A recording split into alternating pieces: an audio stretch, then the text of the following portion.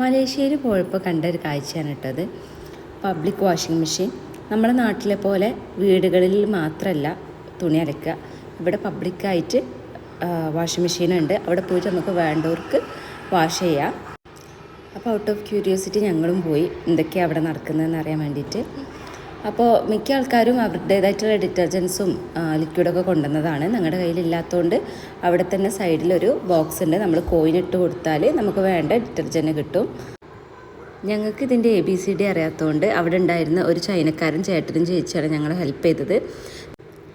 ഈ machine start ചെയ്യണമെങ്കിൽ വേണ്ടത് കോയിൻസാണ് കേട്ടോ. അപ്പോൾ ഞങ്ങളുടെ കയ്യിൽ കോയിൻസ് ഇല്ലായിരുന്നു. അതുകൊണ്ട് ഞങ്ങൾ ക്യാഷ് ഈ മെഷീനിൽ തന്നെ ഇട്ടിട്ട് ഇതിൽ കോയിൻസ് ആക്കാനുള്ള സൗകര്യമുണ്ട്. അങ്ങനെ 50 സെൻറ്റിൻ്റെ കോയിൻസാണ് ആയത്. പിന്നെ നമ്മുടെ മെഷീൻ ഏതാണെന്ന് സെലക്ട് ചെയ്യുക. ഞങ്ങൾ D1 ആയിരുന്നു മെഷീന്. അങ്ങനെ ആ D1 വാഷിങ്ങിൻ്റെ ഏരിയയിൽ നമ്മൾ 8 റിങ്കറ്റ് ഇടണം. നമുക്ക് വെയ്റ്റിനനുസരിച്ചാണ്, ഞങ്ങളുടെ വെയ്റ്റിനനുസരിച്ച് ഞങ്ങൾ 8 റിങ്കറ്റ് ആയിരുന്നു വേണ്ടത്. ഇത് 8 റിങ്കറ്റ് പൂർണ്ണമായും ഇട്ട് കഴിഞ്ഞാൽ മാത്രമാണ് മെഷീൻ സ്റ്റാർട്ട് ചെയ്യുക. അപ്പോൾ അപ് ടു 14 kg ആയതുകൊണ്ട് 8 റിങ്കറ്റാണ് വേണ്ടത്. അപ്പോൾ പൈസ കംപ്ലീറ്റ് ഇട്ട ശേഷം മെഷീൻ സ്റ്റാർട്ട് ചെയ്തു.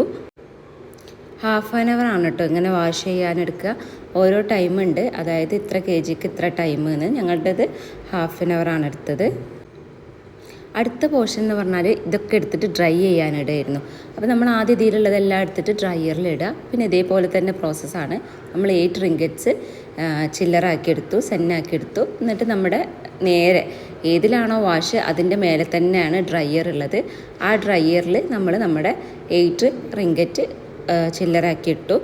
അങ്ങനെ നമ്മൾ ഡ്രയറിൽ ഇനി നമുക്ക് അഡീഷണലി നമ്മുടെ എന്തെങ്കിലും ലോഡ് കൂടുതലുണ്ടെങ്കിൽ ഇതിൽ കാണിക്കും എത്രയാണ് എക്സ്ട്രാ വേണ്ടതെന്ന്. ഞങ്ങൾ എത്ര സെൻറ്റ് എക്സ്ട്രാ ചെയ്യാൻ ഡ്രയർ സ്റ്റാർട്ട് 380 to 400 rupees ആണ് കേട്ടോ ആവുക.